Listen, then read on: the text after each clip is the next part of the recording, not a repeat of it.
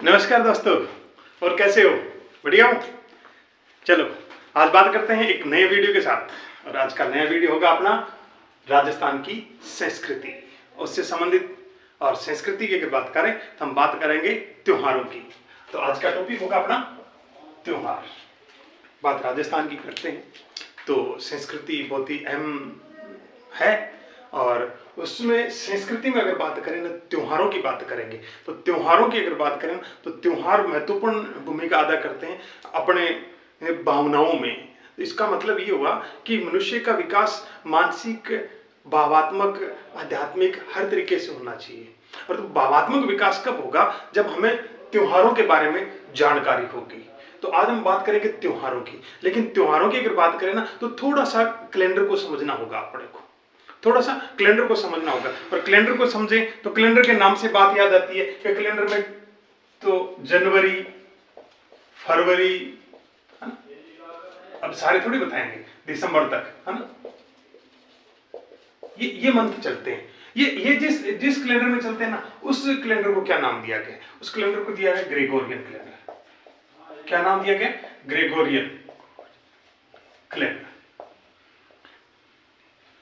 Gregorian calendar यानी कि अपना जो प्रचलित जो कैलेंडर है ना, वो कौन सा है? ग्रेगोरियन कैलेंडर है। तो ग्रेगोरियन कैलेंडर है, ये न केवल अपने यहाँ पर, जबकि ओवरऑल वर्ल्ड है यही चलता है।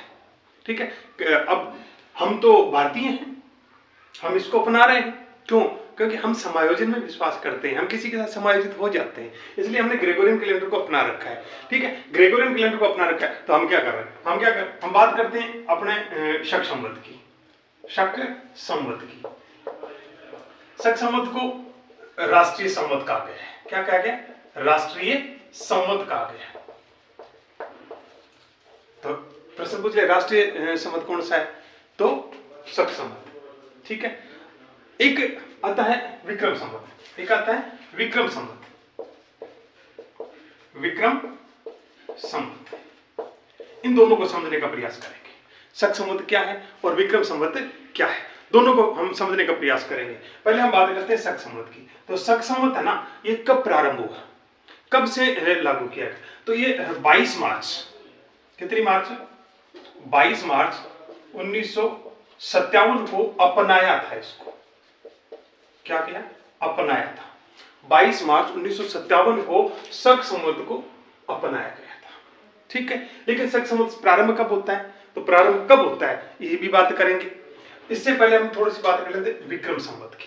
विक्रम संवत है तो ये कब प्रारंभ होता है? यानी कि ये अपनी बात करें तो ये 57 साल आगे चलता है आज वाले अपने इससे। 57 साल पूर्व की अगर बात कर ले, है ना, सॉरी इसको थोड़ा सा मैं मिटा देता हूं एक बार। ये चलता है अपना 57 साल आगे, यानी कि थोड़ी सी अगर बात करें वर्तमान में चल रहा है अपना ईस्वी। क्या चल रहा है? ईस्वी।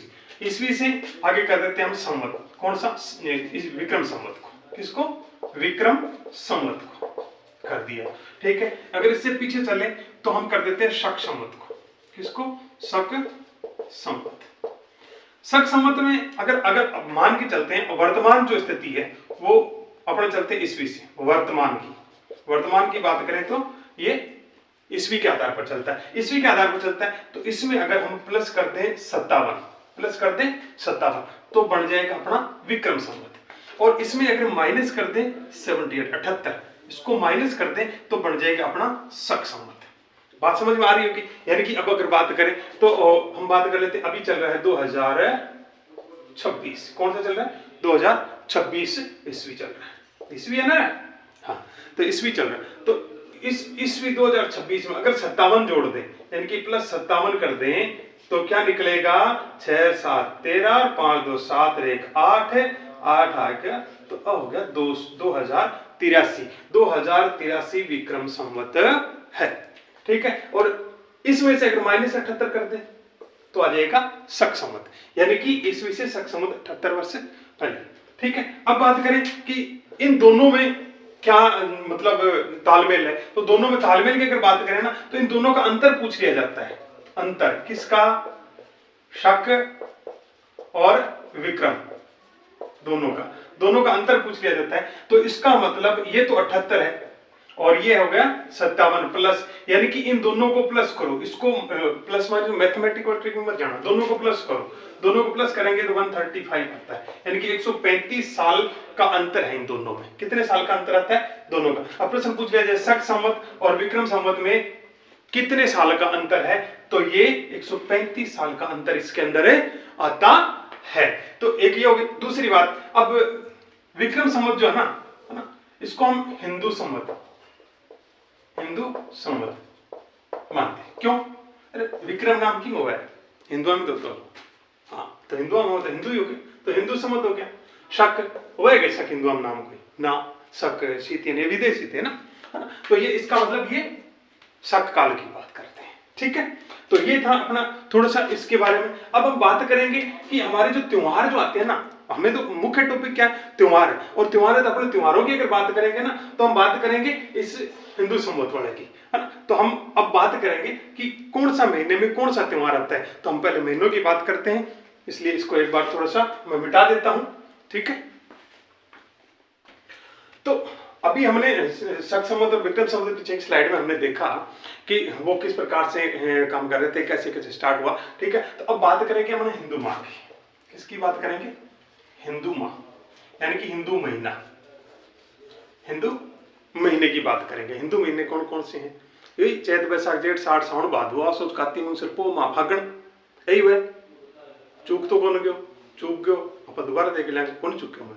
ठीक है ना, तो इसको मतलब एक थोड़ी सी बात को समझने का प्रयास करना। एक हम ये मान लो कि एक महीना है पूरा का पूरा, ये पूरा का पूरा एक माह है। ठीक है, पूरा का पूरा महीना है। इस महीने को हम दो पार्ट में बांट देते हैं ऐसे, एक ये पक्ष हो गया और ये पक्ष हो गया। यानी कि आपको पता है कि एक महीने में हम 30 दिन मानते हैं। 30 दिन का मतलब दो पखवाड़े हो गए, एक 15 दिन का पखवाड़ा, दूसरा 15 दिन का पखवाड़ा। दो पखवाड़ों में इसको बांट दिया गया। पखवाड़ा का मतलब पक्ष, पक्ष का मतलब जो पहला पक्ष है ये कृष्ण पक्ष होगा। कौन सा पक्ष होगा? कृष्ण पक्ष। दूसरा पक्ष कौन सा है? ये शुक्ल पक्ष होगा। कौन सा होगा? शुक्ल पक्ष। पक्ष का मतलब पखवाड़ा। तो पहले 15 दिन कृष्ण पक्ष के, दूसरे 15 दिन शुक्ल पक्ष के। कृष्ण मतलब क्या मानेंगे अपने? अंधेरी रात आवे कमा, अंधेरी रात हो, चांद कम दिखे। ठीक है, और जब अंधेरी होती है उसके बाद में आएगा अमावस। कौन सा? अमावस्या।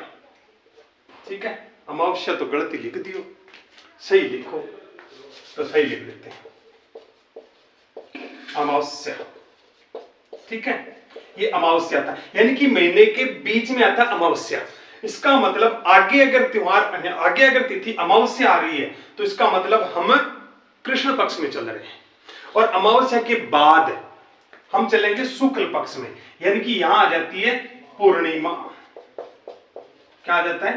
पूर्णिमा। अब देखो महीना पूरा, इसीलिए तो पूर्णिमा है। महीना पूरा हो गया ना, माह पूरा हुआ है ना, पूर्णिमा यानी कि महीना पूरा। तो इसका मतलब महीने, हिंदू महीने के अंत में आने वाली तिथि है वो पूर्णिमा। शुरुआत कहां से होती है? एक दूज तीज चौथ पांच है ना, और यहाँ लास्ट में आते आते अमावस। एकम का मतलब होता है प्रतिपदा, इसका मतलब होता है प्रतिपदा। कौन सी प्रतिपदा? कृष्ण पक्ष की प्रतिपदा। तो इसका मतलब शुरुआत, महीने की शुरुआत कहां से होती है? कृष्ण प्रतिपदा से। माह की शुरुआत होती है कृष्ण प्रतिपदा से, और यहां से फिर एक दूज तीज चौथ ऐसे, है ना। तो इसका मतलब ये भी प्रतिपदा है, ये भी प्रतिपदा है, प्रतिपदा है। लेकिन ये कौन सी है? ये शुक्ल पक्ष की प्रतिपदा है, ये शुक्ल प्रतिपदा है। ठीक है, तो इस प्रकार से अपने को देखना है। अंधेरी रात, अपन लोकल में क्या है? अंधेरे कागी, है ना। अब तो अंधेरे चाल रही है, शुभ काम को निकला है। और अंधेरे क्यों है? कि चांद को प्रकाश को नहीं पड़ा, रात में कम हुआ है ना, धीरे धीरे धीरे धीरे। और अमावस वाला दिन तो एकदम ही अंधेरी हो जाए। तो पूर्णिमा का मतलब उजाला, उजाला होता है। जिन आपने लोकल भाषा में कहा चाननक है, के कहा चाननक आगी। ठीक है, तो इस प्रकार से अपने को देखना है। तो अब ये बात यहां कर रहे हैं, तो किसी भी महीने की प्रारंभ कहां से होता है? कृष्ण पक्ष प्रतिपदा से, और अंत होता है पूर्णिमा तक। ठीक है, अब ये चीजें हमने समझ ली, ठीक है, समझ ली। तो ये तो महीने की शुरुआत हमने कर दी, कृष्ण प्रतिपदा से होती है, अंत पूर्णिमा को होता है, बीच में अमावस्या आती है, अमावस्या से पहले कृष्ण पक्ष होता है, अमावस्या के बाद शुक्ल पक्ष होता है, ठीक है। हाँ, तो अब देखें तो लाइट को क्या हो रहा है अभी, ये दिक्कत कर रही है ना। तो अब देखें अपने, तो इनके बाद में अगर देखें तो ये महीने की बात कर रहे हैं, हम बात करते हैं वर्ष की, वर्ष की बात करते हैं। तो वर्ष की बात करते हैं तो नववर्ष। अब हिंदू नववर्ष जो है वो कब प्रारंभ होता है, हिंदू नववर्ष कब प्रारंभ होता है, तो हिंदू नववर्ष प्रारंभ होता है तो पहला महीना कौन सा आएगा, चैत्र माह आएगा। कौन सा महीना आएगा, चैत्र माह। तो इसको थोड़ा सा इरेज कर लेते हैं ना, मिटा लेते हैं, तो जिससे कि लिखना थोड़ा आसान हो जाएगा। मैं इसको थोड़ा सा मिटा देता हूं, ठीक है। अब अपन बात करेंगे नववर्ष की।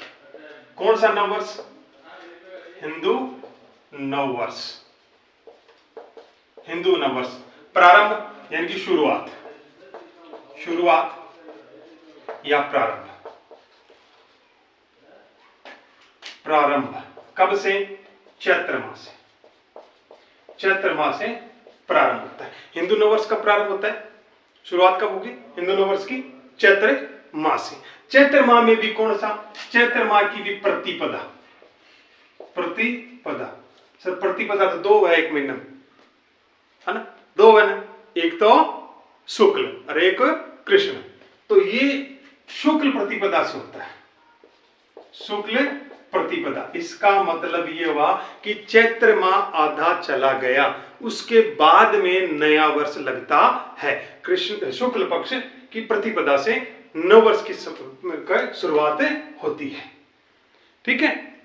कैसे, शुक्ल पक्ष की प्रतिपदा से। चलो ठीक है, इसकी नववर्ष की प्रारंभ कर दिया, लेकिन वर्ष में होता है महीने। तो हिंदू माह की शुरुआत कब से होती है, तो ये अभी हमने थोड़ी देर पहले, अभी पिछली स्लाइड में बात की, तो वो क्या है, वो होता है कृष्ण प्रतिपदा। कृष्ण प्रतिपदा कहां से होती है, कृष्ण पक्ष की प्रतिपदा से उसकी शुरुआत होती है। और हिंदू माह का अंत जो होता है ना, हिंदू माह जो होता है, हिंदू माह का अंत यानी कि समाप्त कब होता है, तो कब होता है, ये कृष्ण, ये शुक्ल पक्ष में होता है, ये होता है शुक्ल पक्ष में। शुक्ल पक्ष में भी कब, पूर्णिमा। कब होता है, पूर्णिमा को। तो इसका मतलब अंतिम तिथि महीने की कौन सी होगी, पूर्णिमा, ठीक है। और पूर्णिमा में तो वैसे भी चांदनी रात होती है, इसलिए ये शुक्ल पक्ष है, सुनहरा दिखता है इसके अंदर, ठीक है। अब बात करें तो हम अभी बात कर रहे थे कि भारतीय जो राष्ट्रीय जो पंचांग है, राष्ट्रीय जो पंचांग है वो किस पर आधारित है, राष्ट्रीय पंचांग वो शक संवत पर आधारित है। किस पर, शक संवत पर। तो भारत का भारतीय राष्ट्रीय पंचांग, राष्ट्रीय पंचांग, यहां से प्रश्न पूछा जा सकता है। राष्ट्रीय पंचांग किससे, शक संवत पर आधारित है, ठीक है। ये तो शक संवत पर आधारित हो गया। लेकिन जब हिंदू संवत की अगर बात करें, हिंदू पंचांग की अगर बात करें, भारतीय हिंदू पंचांग है वो किस पर आधारित है, भारतीय हिंदू पंचांग किस पर आधारित है, वो किस पर है, वो है विक्रम संवत पर, विक्रम संवत पर आधारित, विक्रम संवत पर आधारित है। तो ये बातें देख लो इसमें कि नववर्ष का प्रारंभ होता है चैत्र माह की शुक्ल पक्ष की प्रतिपदा को, और हिंदू माह का प्रारंभ होता है, हिंदू माह का प्रारंभ होता है कृष्ण प्रतिपदा को, और हिंदू माह का जो अंत होता है वो शुक्ल पक्ष की पूर्णिमा को होता है, यानी कि शुक्ल पूर्णिमा वैसे ही शुक्ल पक्ष में आती है, ठीक है। और भारतीय राष्ट्रीय पंचांग है, भारतीय राष्ट्रीय पंचांग है वो शक संवत पर आधारित है, और भारतीय हिंदू पंचांग है वो विक्रम संवत पर आधारित है। अब एक बात निकल कर सामने आती है कि शक संवत जो है उसका प्रारंभ चैत्र से होता है और अंत है वो फाल्गुन में होता है, और जबकि जो विक्रम संवत है, विक्रम संवत का प्रारंभ है वो दोनों ही चैत्र मास से होता है। कैसे, देखो बात करें, इस लाइट को क्या हो रहा है आज, देखो जैसे मान लो कि अपना चैत्र माह है, ये चैत्र माह है, ठीक है। मैंने आपको बताया कि यहां पर शुक्ल पक्ष होता है, शुक्ल पक्ष, शुक्ल पक्ष होता है, और इधर कृष्ण पक्ष होता है, ठीक है, शुक्ल पक्ष और कृष्ण पक्ष दोनों होते हैं। तो हमारा नववर्ष कहां से प्रारंभ होता है? ये कह रहा है कि शुक्ल प्रतिपदा से, शुक्ल प्रतिपदा से, यानी कि नया साल यहां से प्रारंभ होता है। तो इसका मतलब 15 दिन रिजेक्ट थोड़ी है, 15 दिन खोटा थोड़ी है, महीना 15 दिन माइनस थोड़ी कर देंगे राखा में तो सारा ना, इसको मतलब महीनों है ना, यो आधो तो आ जैसी नए साल में और आधो आ जैसी पुराने साल में। तो इसका मतलब ये है कि नया साल शुक्ल प्रतिपदा से प्रारंभ होता है, तो ये 15 दिन आगे वाले साल में, ठीक है। तो इसका मतलब ये कृष्ण पक्ष में इसका समापन होगा, ठीक है। तो इसका और स्क्रीनशॉट वगैरह लेना तो ले लो, बाद में इसको मिटा देते हैं, ठीक है। अब बात करते हैं अपने, इसको मिटा दे, चलो मिटा देता हूं।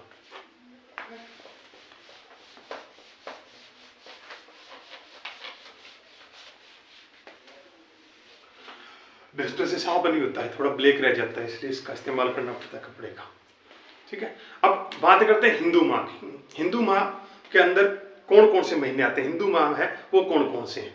तो देखो, चैत्र, ठीक है, वैशाख, ज्येष्ठ, आषाढ़,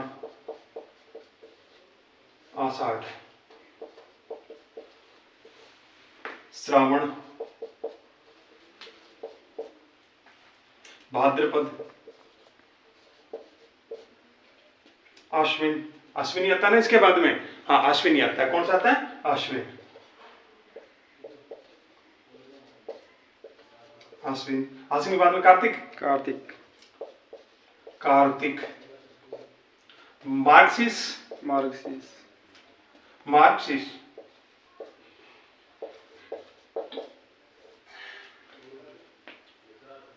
पौष, माघ और फाल्गुन। हो गया क्या? हो गया।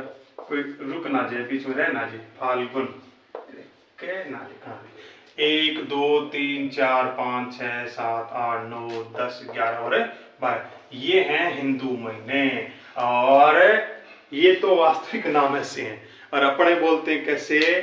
चैत, बैसाख, जेठ, सावन, भादोर, आसोज, काती, मंगसर, पो, माह, फागण, है ना। ये अपनी शेखावटी अंचल की भाषा है। देखो कुछ तक का ये भी होना चाहिए, तो जिस भाषा में अपने को समझ में आए, ये समझ में आता है, ये ठीक है। और चैत, बैसाख, जेठ, साठ, सावन, भादो, आसोज, काती, मंगसर, पो, माह, फागण आता है, तो उस हिसाब से भी अपने याद रख लो, क्योंकि अपने को पता है कि पोष का मतलब पो, ठीक है, फागण का मतलब फाल्गुन, ठीक है। ये सारी चीजें अपने मंथ के हैं, तो इनको भी अपने को याद रखना पड़ेगा, ठीक है। तो ये नोट कर लेना, और या स्क्रीनशॉट ले लो, बाद में नोट कर लेना, ठीक है। तो अभी इसको हम मिटा देते हैं, और अब अपने पहला महीना है वो चैत्र महीना है। चैत्र महीने की अपने बात करेंगे, ठीक है।